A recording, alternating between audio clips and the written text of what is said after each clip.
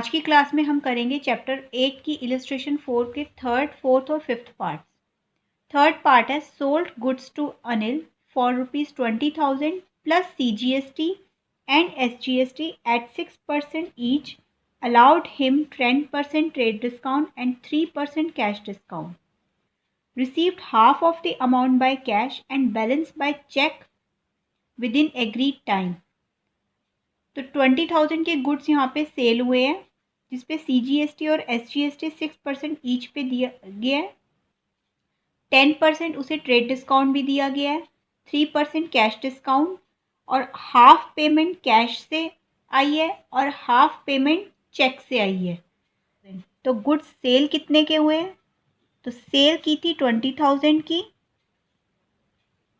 जिसपे 10% trade discount दिया गया है। ट्रेड डिस्काउंट है 10%, तो 10% ऑफ 20,000 ये हो गया हमारा 2,000।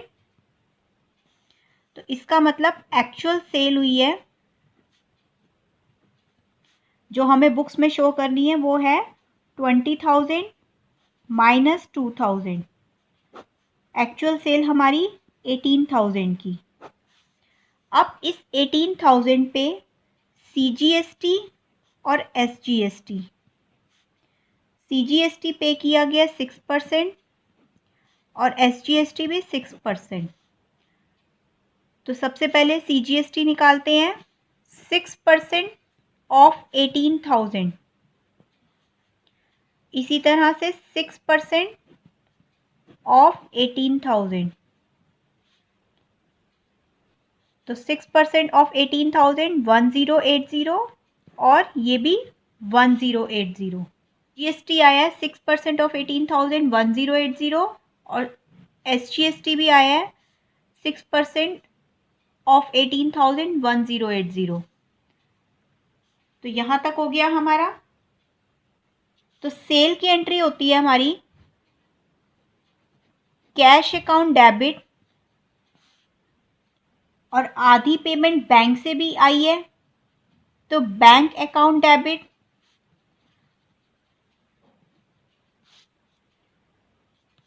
और डिस्काउंट भी अलाउ किया गया है जो हम अभी निकालेंगे।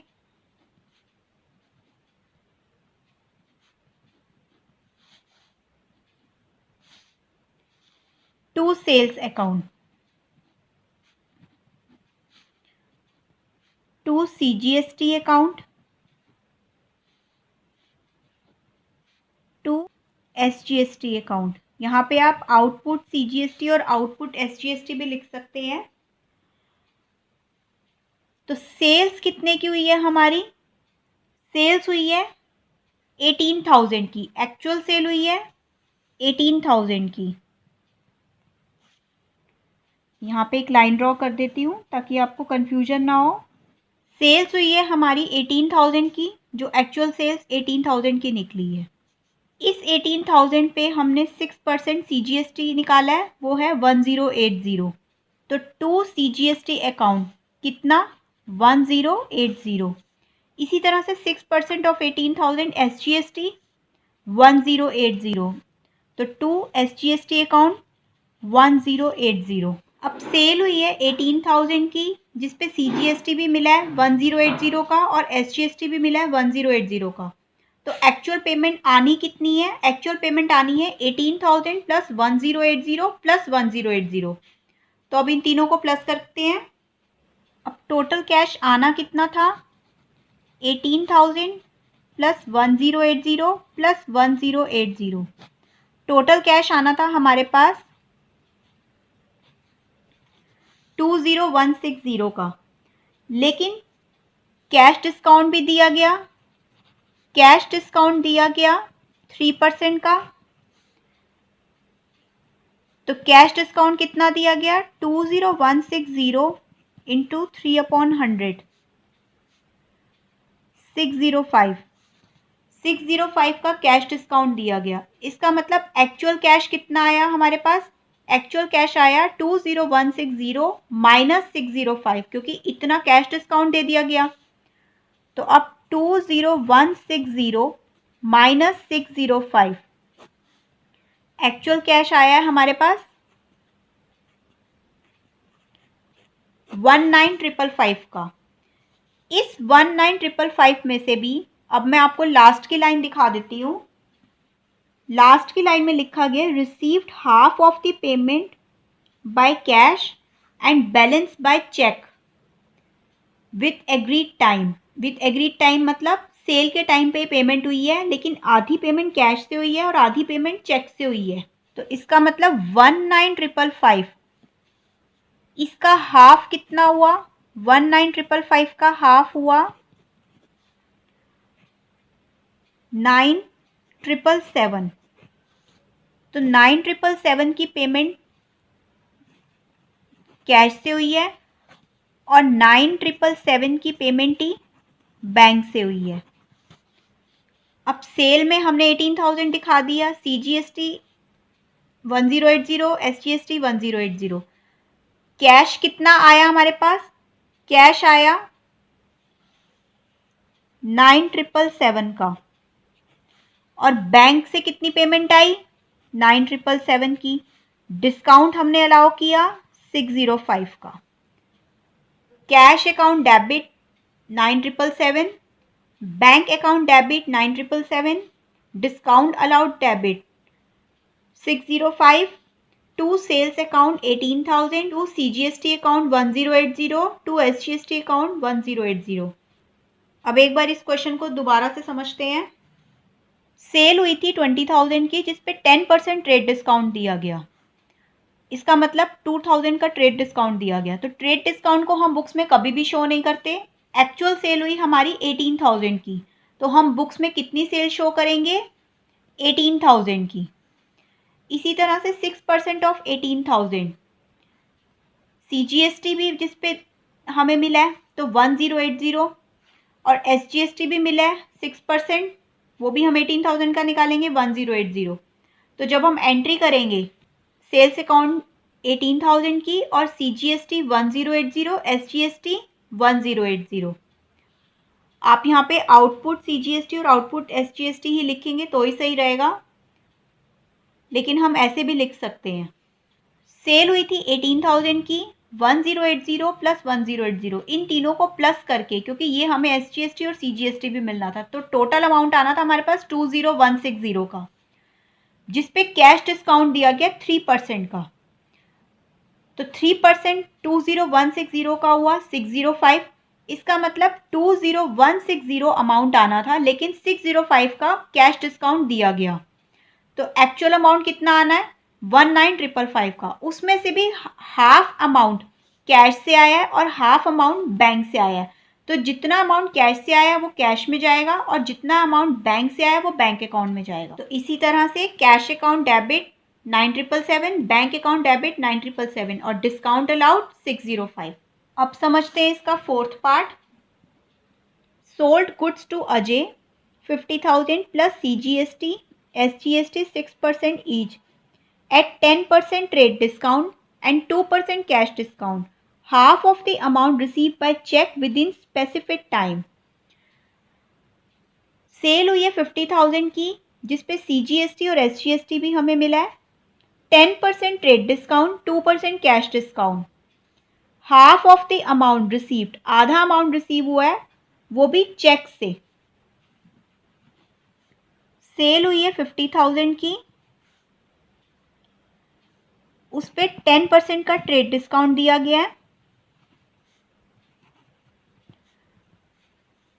इसका मतलब 10% ऑफ 50,000, तो ये आया हमारा 5,000। तो एक्चुअल सेल कितने की हुई है?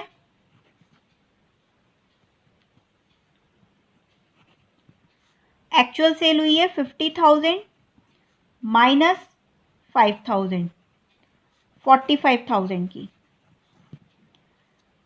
अब इस 45,000 पे CGST और SGST भी पे किया गया है। तो CGST कितना मिला है? 6% और SGST 6%। तो 6% ऑफ 45,000, 6% ऑफ 45,000, तो 2700 CGST और 2700 ही SGST। मैं आपको लास्ट लाइन दोबारा से समझा देती हूँ ताकि आपको एंट्री समझने में प्रॉब्लम ना हो। Half of the amount receive by cheque within specific time.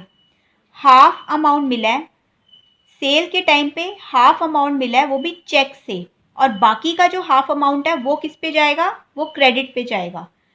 जैसे हमारी सेकंड एंट्री थी बिल्कुल सेम, सिर्फ इसमें कैश से पेमेंट हुई थी और यहाँ पे चेक से पेमेंट होगी। ये परचेज की एंट्री और ये सेल की एंट्री है, बस इतना फ़र्क है। तो half of the amount receive by cheque, इसका मतलब हाफ अमाउंट की जो एंट्री है वो हम बैंक से करेंगे और बाकी एंट्री हम क्रेडिट पे दिखाएंगे अजय के नाम। तो हमारी सेल की एंट्री क्या होती है, सेल की एंट्री होती है सबसे पहले क्रेडिट पे दिखाते हैं हम अजय डेबिट, इसका अमाउंट हम निकालेंगे, और पेमेंट हमें मिली है बैंक से तो bank account debit, discount allowed account debit, कितना डिस्काउंट मिला है अभी ये भी हम निकालेंगे, और इसके बाद टू सेल्स अकाउंट, कितने की सेल हुई है एक्चुअल में सेल हुई है 45,000, तो हम सेल्स अकाउंट में क्या दिखाएंगे 45,000। To output CGST, to output HGST। CGST कितना निकला है 2700 और SGST भी 2700, तो टू आउटपुट CGST में 2700, आउटपुट SGST में 2700। अब हम निकालेंगे इन तीनों का अमाउंट। तो एक्चुअल पेमेंट आनी कितनी थी हमारे पास एक्चुअल पेमेंट आनी थी 45,000 प्लस 2700 प्लस 2700, 45,000 प्लस 2700 प्लस 2700, 50400, इतनी पेमेंट हमारे पास आनी थी। लेकिन पेमेंट आई कितनी, पेमेंट आई आधी, क्योंकि हाफ अमाउंट क्रेडिट पे गया और हाफ अमाउंट की पेमेंट हुई है और वो भी बैंक से हुई है, तो आधी पेमेंट आई। आधी मतलब 50400 का हाफ 25,200, तो इसका हाफ हुआ 25,200। अब इतनी पेमेंट आनी थी और बाकी की जो इतनी पेमेंट है वो क्रेडिट पे चली गई, तो अजय डेबिट, क्रेडिट पे हम क्या दिखा देंगे 25,200, और ये जो बाकी की पेमेंट है 25,200 जो हमें अभी रिसीव हुई है चेक के थ्रू, इस पे हम कैश डिस्काउंट देंगे, क्योंकि जो हमें परचेज या सेल के टाइम पे पेमेंट होती है कैश डिस्काउंट हमेशा उसी पर मिलता है, तो इस पे कैश डिस्काउंट मिला है हमें 2% का, तो इसका 2%,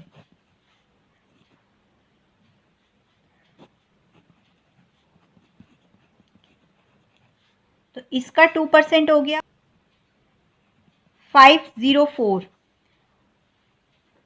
अब 25,200 में से 504 को लेस करेंगे, तो 25,200 में से 504 को जब हमने लेस किया तो हमारा अमाउंट आ गया 24,696, तो इतनी पेमेंट अभी हमें मिली है। तो बैंक अकाउंट डेबिट में हम कितनी पेमेंट डालेंगे 24,696, और डिस्काउंट कितना अलाउ किया गया, डिस्काउंट अलाउ किया है 504 का। अब दोबारा समझते हैं एक बार इस पार्ट को, क्योंकि एक्चुअल सेल हुई थी 50,000 की, लेकिन जिसपे 10% रेट डिस्काउंट दिया गया तो एक्चुअल सेल हुई है 45,000 की, तो 45,000 में हमने सेल्स अकाउंट में शो की है। आउटपुट CGST जिसपे और आउटपुट SGST जिसपे पे किया गया है 2700, तो इन तीनों को प्लस करके जो अमाउंट आया वो अमाउंट था हमारा जिसकी एक्चुअल पेमेंट होनी थी। एक्चुअल पेमेंट होनी थी 50400 की, लेकिन हाफ पेमेंट की गई है और बाकी की हाफ पेमेंट क्रेडिट पे है, तो हाफ पेमेंट की गई और वो भी बैंक के थ्रू की गई।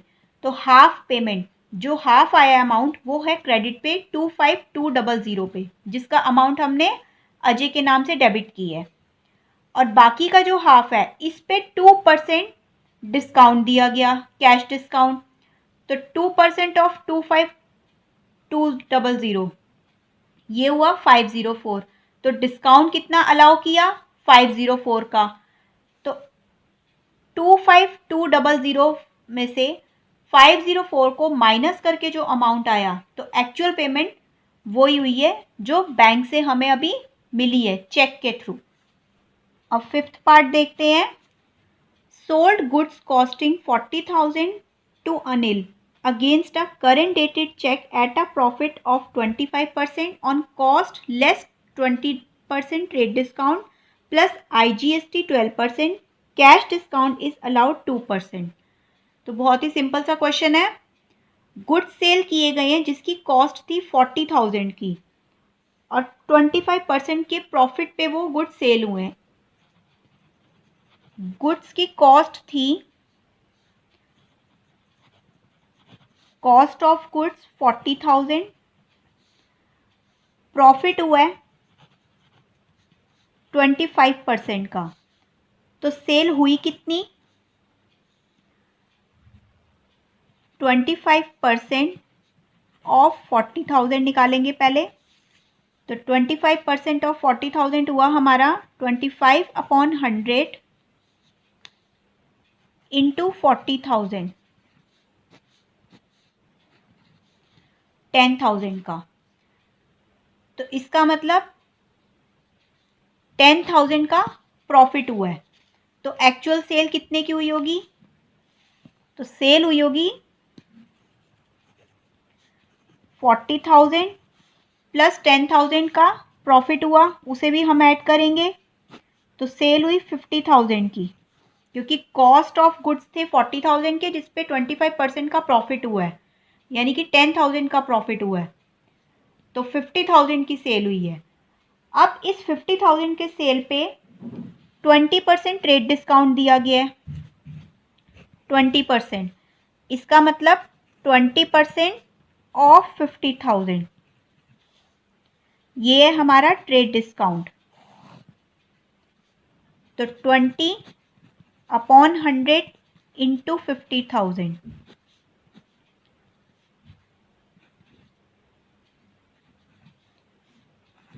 तो ट्रेड डिस्काउंट कितने का हुआ? 10,000 का। तो एक्चुअल सेल हम बुक्स में क्या शो करेंगे? हम बुक्स में शो करेंगे 50,000 इतने की सेल हुई थी, माइनस इस ट्रेड डिस्काउंट को लेस करके हम एक्चुअल सेल शो करेंगे 40,000 की। तो 40,000 पे IGST भी पे किया गया है। कितना? 12%। तो 12% ऑफ 40,000,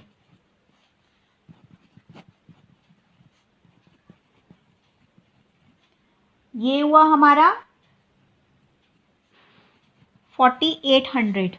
एक बार क्वेश्चन को मैं दोबारा रीड कर लेती हूँ। सोल्ड गुड्स कॉस्टिंग 40,000, 40,000 के गुड्स की कॉस्ट थी to Anil against a current dated cheque at a profit of 25%। 25% का प्रॉफिट हुआ। तो ये हम सॉल्व कर चुके हैं कि 40,000 के गुड्स पे 25%, यानी कि उसे 10,000 का प्रॉफिट हुआ। तो एक्चुअल सेल कितने की हुई? एक्चुअल सेल हुई है हमारी 50,000 की। 40,000 के गुड्स थे जिसपे 10,000 का प्रॉफिट हुआ, तो एक्चुअल सेल हुई है 50,000 की। इसके बाद आगे बोला है on cost less 20% trade discount. 20% का ट्रेड डिस्काउंट भी दिया गया कि ट्रेड डिस्काउंट किस पे दिया गया? इस अमाउंट पे 50,000 पे, क्योंकि सेल हमारी इतने की हुई है। तो इस पे 20% का ट्रेड डिस्काउंट, यानी कि 10,000 का ट्रेड डिस्काउंट दिया गया। तो एक्चुअल सेल हम बुक्स में कितनी शो करेंगे? हम बुक्स में सेल शो करेंगे 50,000 माइनस 10,000, 40,000 की। इसके बाद आगे बोला गया प्लस IGST 12%, 12% का IGST भी जिस पे पे किया गया है। तो 40,000 की सेल हमें बुक्स में शो करनी है ट्रेड डिस्काउंट को लेस करने के बाद जो अमाउंट आया है, जिस पे 12% IGST पे किया गया है। तो 4,800 का IGST पे किया गया है। यहाँ पे सारा अमाउंट सेल के टाइम पे हमें मिल गया है, लेकिन पेमेंट हुई है चेक से, तो हम एंट्री करेंगे बैंक अकाउंट डेबिट। ये अभी हम अमाउंट निकालेंगे। डिस्काउंट अलाउड डेबिट, कितना डिस्काउंट अलाउ किया गया, टू सेल्स अकाउंट 40,000 की, जो ट्रेड डिस्काउंट को लेस करने के बाद अमाउंट आया है। तो सेल्स अकाउंट में दिखाएंगे हम 40,000 to output IGST account, 12% IGST भी पे किया गया 4800 का। तो आउटपुट आईजीएसटी 4800। एक्चुअल अमाउंट आना था 40,000 प्लस 4800, इतना अमाउंट आना था, लेकिन कैश डिस्काउंट भी 2% पे अलाउ किया गया, तो 2% ऑफ 44800। तो अब हम इसका 2% निकालेंगे 896। तो कैश डिस्काउंट कितना अलाउ किया है 896। अब इतना अमाउंट आना था, इतना डिस्काउंट अलाउ किया है, तो एक्चुअल अमाउंट आया कितना, एक्चुअल अमाउंट आया 44800 माइनस 896 43904, इतना अमाउंट आया है। तो हम बैंक अकाउंट में कितना दिखाएंगे 43904, बैंक अकाउंट में दिखाएंगे हम 43904, और डिस्काउंट कितना अलाउ किया 896। तो ये था हमारा फिफ्थ पार्ट। गुड्स की कॉस्ट थी 40,000, जिसे 25% के प्रॉफिट पे सेल किया गया, तो इसका मतलब प्रॉफिट हुआ 10,000 का। 25% ऑफ 40,000 10,000 निकला, तो प्रॉफिट 10,000 का हुआ। तो सेल हुई कितनी, जितनी गुड्स की कॉस्ट थी प्लस जितना प्रॉफिट मिला है, तो सेल हुई 50,000 की। इस पे ट्रेड डिस्काउंट भी दिया गया 20% का, वो भी 10,000 आया। तो एक्चुअल सेल हुई 50,000 माइनस 10,000 जो ट्रेड डिस्काउंट है। अब इस एक्चुअल सेल को 40,000 में हमने यहाँ रखा, जिसपे आईजीएसटी भी मिला है 4800 का। इन दोनों को प्लस करके अमाउंट आया 44800 का। इस पे कैश डिस्काउंट अलाउ किया है 2% का, तो कैश डिस्काउंट आया 896 का, और जितना अमाउंट मिलना था और उसमें से कैश डिस्काउंट को लेस किया, तो इतना अमाउंट, तो बैंक अकाउंट में दिखाएंगे 43904 जितना मिला, डिस्काउंट अलाउ जो कैश डिस्काउंट हमने अलाउ किया 896 का, और सेल में 40,000 और टू आउटपुट आईजीएसटी में 4800।